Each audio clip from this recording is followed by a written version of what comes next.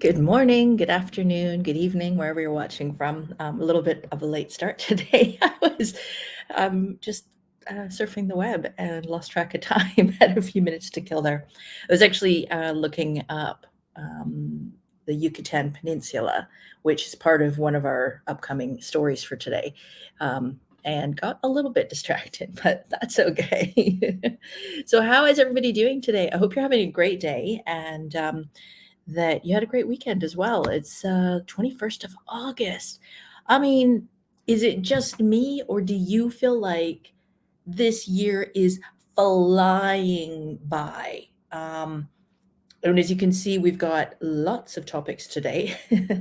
I switched my camera around. I don't know if you can tell, that plant is usually on this side, but I changed my camera so that when I point to the plant, I'm actually pointing to the plant, because I found I was always doing it backwards. So we'll see how that goes for us today.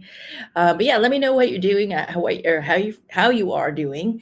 And my question of the day was, of course, beach or pool? Oh, I didn't post it yet. There we go. Okay. So yeah, I'm curious, which is it for you, beach or pool? Personally, I love to have a great pool. I love an infinity pool. I prefer that pool to be overlooking the beach and the ocean. I'm not a big fan of being on the beach. I don't enjoy swimming in the ocean. I don't enjoy the salt water. So that's me personally, but let me know what you think.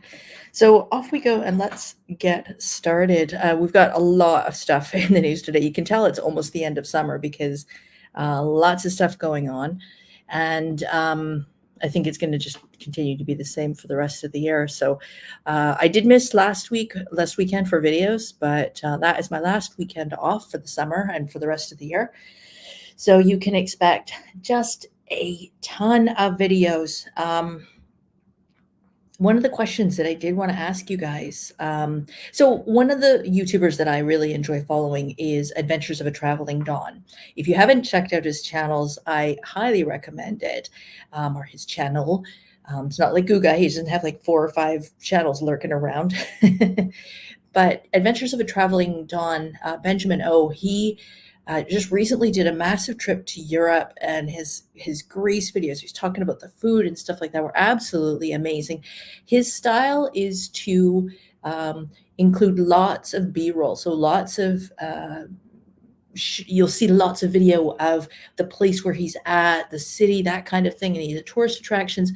He'll explain a lot of the history of it, and then he's a foodie, so he's always going to include probably a stop for a beer somewhere and some amazing food. He's not adverse to trying something new, so he's a little bit more adventurous than I am. But he is currently he's not currently, he's doing videos of Bermuda right now, and actually went to the Turtle Bay Grotto Resort, and that looks pretty cool. But where I'm going with this is, my question is, so he was actually in Bermuda earlier this year, like 4 or 5 months ago. And he's very consistent, is releasing his videos once per week. But that means, like, once you start to see some of these videos, if you do them in a timely fashion, it could be 3 or 4 months later. I prefer to just crank mine out. So once I hit Aruba, you're probably going to be seeing videos of the resort coming out every day, just so I can get everything out. So my question to you is, which do you prefer? Do you want to be blasted with a bunch of videos, knowing that you're not obligated to watch any of them? I certainly appreciate it if you do. But would you rather have me just post once a week and have it be a more professional edited video, or do you just want me to walk through the buffets to show you breakfast, lunch, and dinner so you can get an idea of what sort of options they have? Is this a resort that's worth going to or not? And just punching those videos out. Let me know in the comments. Even if you're watching this later, I know a lot of you watch after you come home from work or after your busy day. But do let me know in the comments. Do you prefer Benjamin's style, where it's more fully edited and a little bit more all-encompassing, but only once a week? Or do you prefer my style, where it's just slap the videos out as they're done? I'm curious. Okay, so let's go ahead and get started. So Labor Day weekend coming up. So what does that mean? Any airline, transportation area sector, border guards, if they're in a position to strike, this is the time when they will do so. So with Heathrow, London Airport, and London, of course, has 3 different airports, but Heathrow tends to be it's the busiest, it's the biggest. We've got border guards that are planning to go on strike April 31st to September 3rd. So right over the long weekend. So if you are having to fly through Heathrow Airport, just know that the border lineups are going to be pretty brutal, and to, plan accordingly with your time. There's nothing you can do. And of course, it is something that is strategic, right? So after this, Canadian Thanksgiving is October. November is American Thanksgiving. So those are 2 key areas. So if any of the American airlines or Canadian airlines, for example, Air Canada, will be in a position to strike, I would suspect they'll probably continue to negotiate. If they can't strike a deal, then unfortunately, Canadian Thanksgiving is probably the weekend when that's going to happen. And that is around the 11th of October. I know this because this is the beginning of my Mexican cruise. And of course, for American, any airlines or border guards, that kind of thing, this is again when you will likely see strike action. And then after that, of course, it's going to be Christmas and New Year's. So it's always fun to have stress of, holidays along with travel delays. So fingers crossed everything gets resolved before then we can actually avoid some disruptions. Good morning, Angelo. How are you today? More videos is better. Okay, cool. And I'm sure some people will have different thoughts on this, but I'm just curious. I mean, I know what I want to do with the channel, but you guys are the ones who are watching it, so you have a voice. It's a pretty strong one. So if you want different stuff, if you think differently than, if you want to see other stuff than what I'm giving you, then let me know. And good morning to everybody.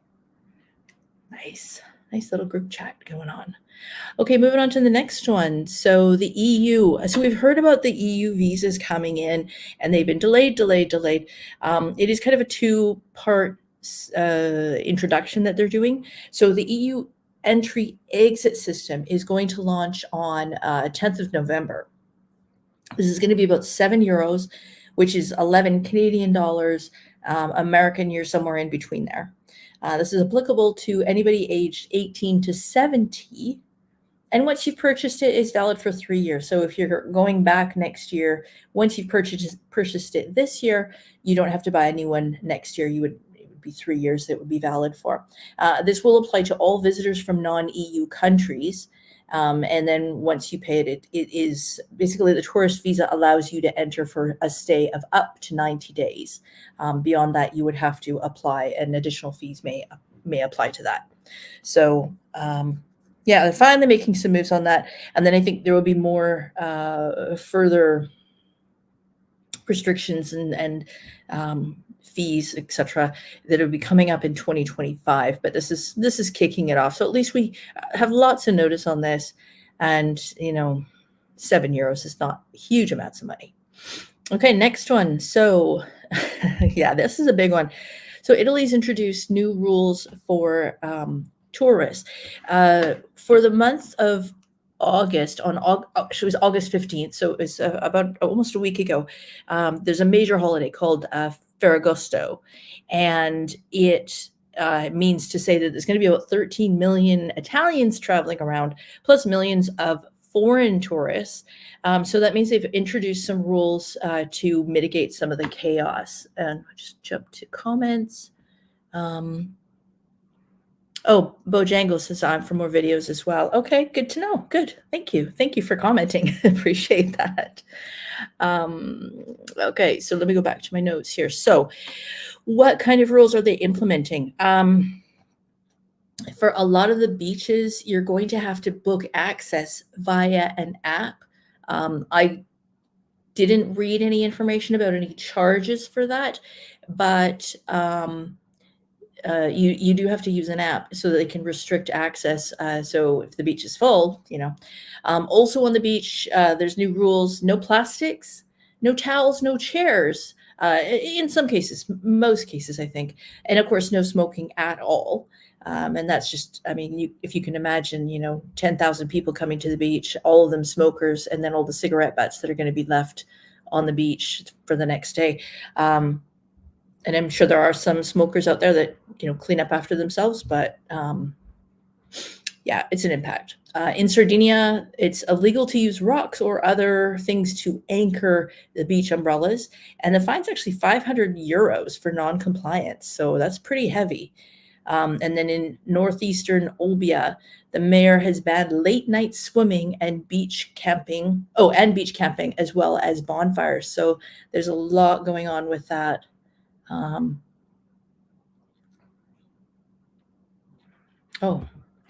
Angela's saying lots of new tourist fees coming up. Cancun with the exit tax. That's one I haven't heard of, unless you're talking about visa tax. And then visa for Punta Cana. Yeah, so I mean, it is what it is. And certainly a lot of countries and areas, destinations have learned from Venice, where they implemented that tourist fee and, racked up millions of dollars. It's a great way to help reinvest in the infrastructure. So, yeah. And then to a certain extent, it will mitigate some tourism because, there are some people that just don't want to pay. And then northwestern Sardinia, Sassari specifically,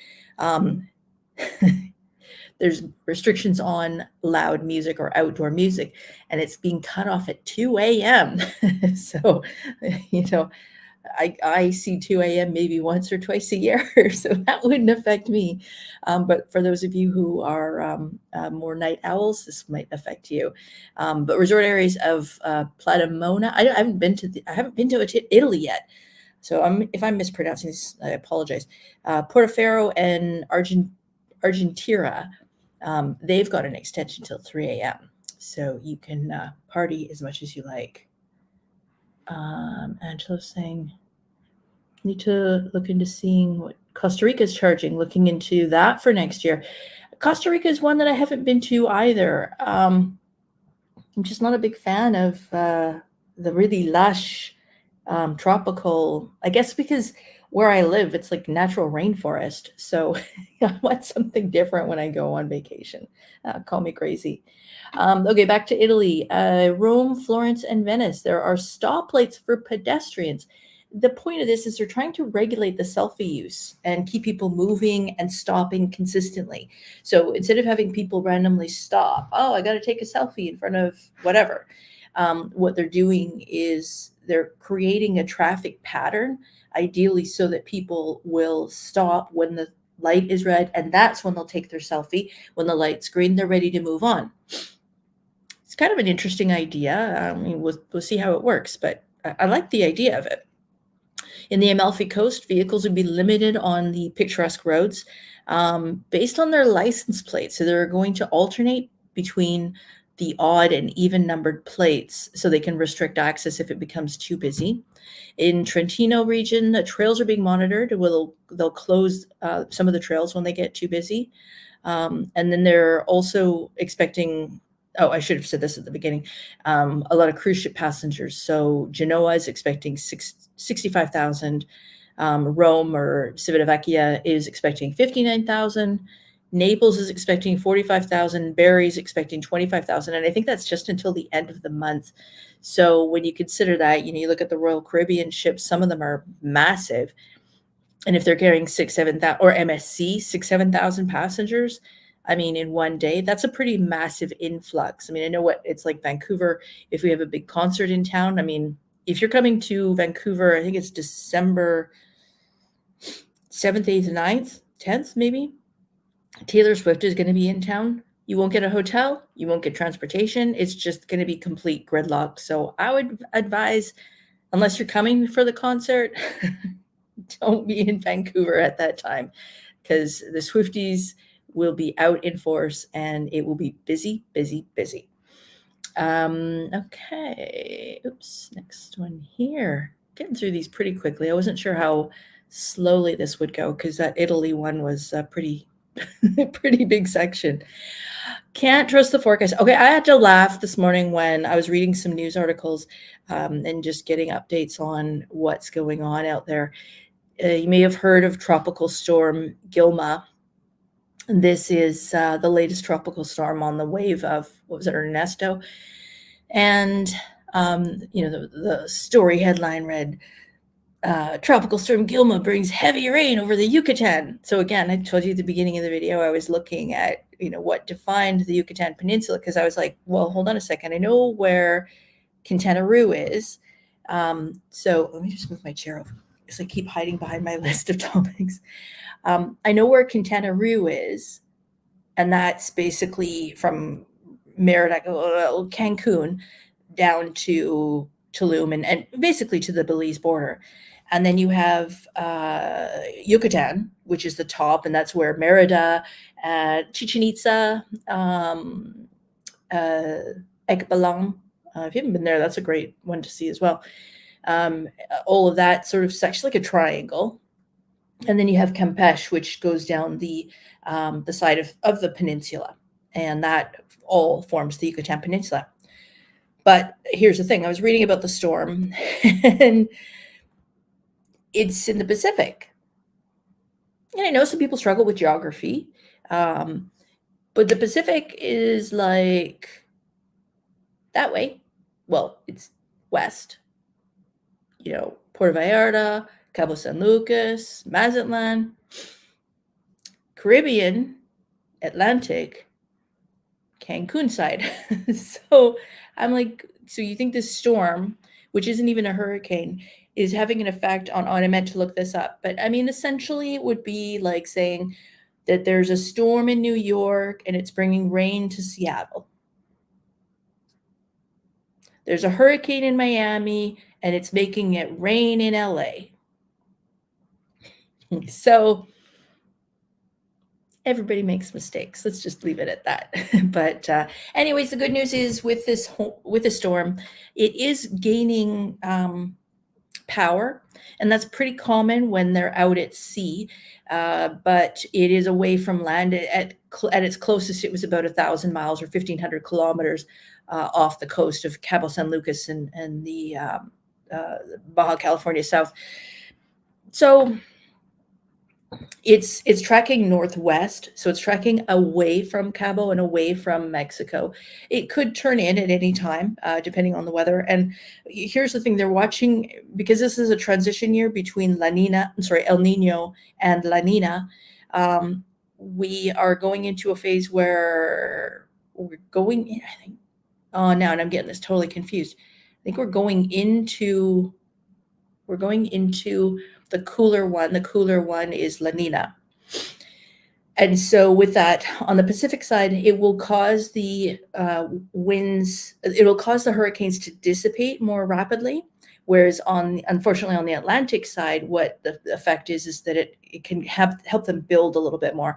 So this may be where the forecast of tons and tons of hurricanes and storms for this year may come true. It may be more towards September, October time. So, we just, as ever, if you're traveling to any of these areas, you want to keep an eye on the weather and just be ready for any kind of emergency evacuations that might happen or any possible delays if you end up getting stuck down there. So, just something to be aware of. Cruising to Monaco for the F1. So Grand Prix is, something that happens every year and goes to various cities, pretty much around the world: Australia, Europe, the Middle East. I think they even still have the race here in Canada, or do they? They used to have it in Montreal. And and they're also, of course, they've got it in Las Vegas as well. So that's kind of interesting because they closed down the entire Las Vegas Strip. I mean, who would have ever thought that a sporting event could do that? But of course, we talked about this in the past, that Tropicana, of course, has also been knocked down or will be knocked down. And that's where they're going to put in the stadium for the baseball team that's moving there from LA. So, things that you don't imagine will ever happen can and do happen. So anyways, with this cruise ship, it's the Explorer 2, which is a pretty fancy cruise ship. I'm actually going to be, I think we're going on the Explorer 1 or 2 in January and doing a Caribbean cruise. Well, this one is going to be departing from Rome, or Civitavecchia, on Tuesday, May 20th of 2025. It's a 7-night cruise. You basically leave Rome the first day, and then the next full 5 days, it is in Monaco. And then it turns around and heads back to Rome. So it's it's docked for the whole time, but you can, of course, get off the ship and go into the city. You can buy tickets for the F1 through the cruise. I don't know what those cost, but I can tell you that this all-inclusive cruise, so all food and all drinks are included on here. Prices start at roughly $17,500 per person Canadian, which take about 30% off of that for American. So it's not cheap, but it would be a pretty neat experience.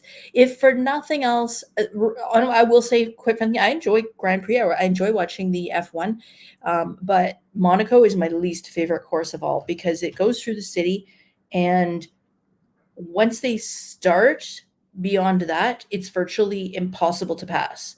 So it's just a big tour of cars going around and around and around with little or no ability for things to change, other than when the cars go into pit or if there's any mechanical issues or any accidents. Beyond that, it's a pretty boring course, in my opinion, other than it looks absolutely stunningly beautiful there. And I'm a big James Bond fan. So, of course, I would love to go and see Monaco at some point. But I need to go and get a ballroom gown or something like that, I think, to really dress the part. But it's a pretty cool idea to have the cruise ship dock there for the whole time, kind of adding a hotel essentially. And yeah, it's a good opportunity for people to take part in the action whilst being able to get away from it. Because, of course, at a regular hotel, you can have any other tourists coming in, but on a cruise ship, it's only going to be guests of the cruise ship that are going to be allowed on. So that's going to somewhat minimize the amount of people who are there when you're in that enclosed environment. So Club Med Cancun renovation. Curious, hands up. How many of you have ever stayed at a Club Med? And second question is, how many of you would ever want to stay at a Club Med? Gone are the days when you used to have a beaded necklace or something and used to trade the beads for drinks or activities and stuff like that. I don't really understand. You guys know I like to understand the hotel products and what's available out there. But even to go and see Club Med Cancun, I had to pay to do a site inspection, which in my industry is unheard of. Like, it's kind of like saying if I was a food reviewer and saying, okay, come and buy a meal and then you can do a review on it. And it doesn't work that way. You get comped. And I'm not saying necessarily a free stay. I wasn't looking for a free stay. I just wanted to come on for a couple hours and be guided around, show me what it looks like so that I can take some photos and be able to come back and then explain to my clients. Not happening. So I was kind of disappointed and put off by that. Oh, okay. Angelo's been. Wow. I'm curious what you thought of it. I mean, I know you prefer, or I know you enjoy the, Secrets, Hyatts, nicer hotels. So I'm curious what you thought of the Club Med. And Yeah. So what's happening is this resort, I believe this resort was the one that opened up 48 years ago in 1976. And so they're saying that it's going to undergo a major renovation. They're adding an infinity pool, a new beach bar, changing the overall aesthetic to more of a, they're calling it Tulum style. So I'm assuming that's going to mean more maybe rustic, more laid back, boho chic, that kind of thing. They're upgrading the rooms. They're adding a water park. They're adding a splash park, and they're adding a baby club for kids aged 4 months to 23 months. Presumably, that's going to mean more like facilities and stuff like that for babies. Difficult to say. There wasn't really much information at all about it. It's scheduled to be done by July 2025, but here's the kicker. If you were thinking of staying there, just know that it's not like your reservation is going to get bumped. They're staying open the whole time. So for the next 12 months, this might be not the best time to stay there because there is going to be noise disruption. There's going to be probably displacement of people. Some of the pools may be closed for renovations, that kind of thing. So, it's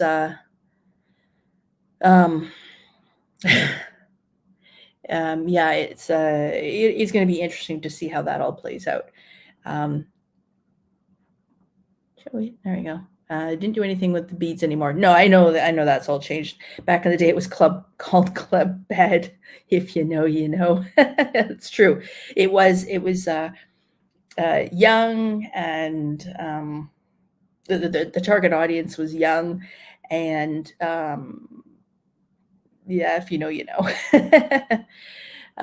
Hotels definitely geared more to European families visiting from Europe. Yes, also, and French for some reason. I know one of the other agencies that I worked for had one of the sales managers was French. She was from Quebec French. And she was always pushing it. And I'm like, not only have I never sold this product, I've never even had anybody request it. So very much not something for, my guess would be English-speaking Canadians. Not sure about Americans, but yeah. Oh, okay. There you go. Bojangles' son and his boyfriend were at Club Med in April. Okay. Okay, so some positive feedback. Interesting to know. Angela's saying property's huge. They have 11 different buildings. Wow. 10 and 1, it shouldn't be affected by the remodel. They say it's the deluxe rooms that are getting renovated. So difficult to say what that'll look like, but we shall see. Okay. So yeah, I mean, just bear that in mind in the next 12 months until next July. Club Med might be one to put on pause. Okay, and then Bachelorette in Hawaii. For those of you who watch The Bachelorette, you will have a chance coming up very soon, I guess next week, 28, so Monday, 26th of August and September 3rd. They are going to be showing the episodes that have already been filmed, of course, at the Fairmont Orchid on Hawaii's Big Island. So if you are curious what that resort looks like, you're going to get a snippet of it. It's like I think it's Vedanta that they always use on the Bachelor in Paradise. Yes, they're silly shows, but I enjoy watching them to see sometimes just for the hotels, just to get a look at what they look like and see what kind of amenities they have, that kind of thing. But yeah, if you want to see what the Fairmont Orchid looks like, you'll get a little bit of a snippet of that coming up this Monday, and then following up the following Monday. So you can tune in to check that out. So actually, this ended up being super short for today. I was surprised. I really, really thought that with all that list of information for Italy, that we'd be pushing 45 minutes to an hour today, but we managed to get through that quite quickly. I am off tomorrow. Well, I'm not off tomorrow, but I'm heading downtown tomorrow to see the Viking Orion, I guess would be how you'd say it. This is a smaller cruise ship, and it's an ocean vessel. It's currently doing the Alaska run. It does one ways from Vancouver to Seward, and then back from Seward, Alaska, down to Vancouver. 10-day cruises.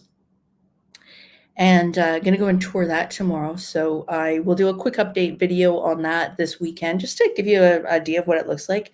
But it sounds pretty interesting, and I just always enjoy, heading downtown when there's cruise ships in. And invariably, like I've always saying, cruisemapper.com, you can go on there, you can enter the port, you can enter a ship to see where it's currently located. Kind of the two main search ways. And then from there, if you punch in the ship, the Viking Orion, you can see its specifications, how many maximum passengers it holds, what the guest to staff ratio is. It's essentially 2 to 1, 2 guests for every staff member, which is pretty incredible. And then it'll also tell you what the itinerary is, where the ship is right now. So it's pretty fascinating to be able to see all this information about the different ships. And at least it gives you an idea of what's going on. But yeah, that'll be kind of interesting to see. So I'm excited about that. And I do have an interview coming up this weekend as well with somebody who will show you how you can live and work abroad, either making a little bit of money and covering your costs, or how you can make some bank money and still live abroad. So stay tuned for that one. That's coming up this weekend. So we're back on track for videos. And then, like I said, hitting September by storm with a bunch of trips coming up. Not really enough time in between each trip to, get all the editing and stuff like that done. But I'll do it as best as I can. And we'll, just hope for the best. But we'll see how we go. So that's pretty much all I have for you for this week. Angela's saying very cool. So thank you for tuning in today, and for all the comments. Thank you, Angelo and Bojangles. Always great to have you guys on the show and to see your comments. And yeah, that's pretty much it for today. So like I said, short and sweet today. But we're in the middle of summer. I know everybody's busy, so we'll keep it to a short one today. And I hope you guys have a great rest of your week and a great weekend.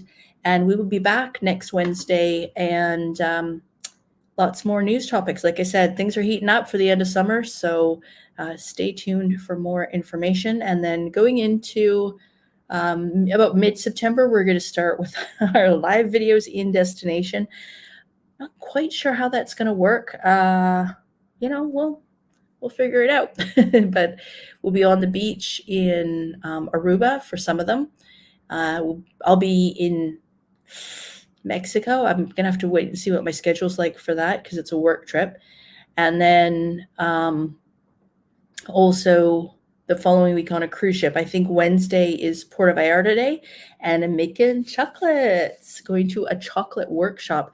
Highly recommend this if you are ever in Puerto Vallarta. Choco Museo is the company, and maybe we'll try to film a little bit about that. So yeah, so lots of fun stuff coming up. So thank you. Thanks, Angelo. Yeah, you have a great week too.